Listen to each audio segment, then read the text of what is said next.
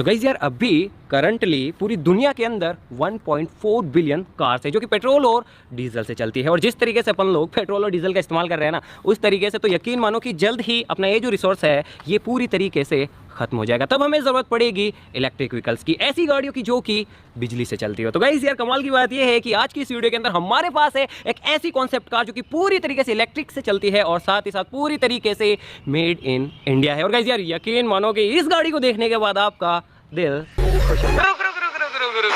Channel को subscribe करो पहले, हाँ जल्दी करो, मुझे पता है कि आप। तो गाइस यार पेश अब आपके सामने विवेक जो कि पूरी तरीके से मेड इन इंडिया है और एक तरीके से सुपर कार है, सुपर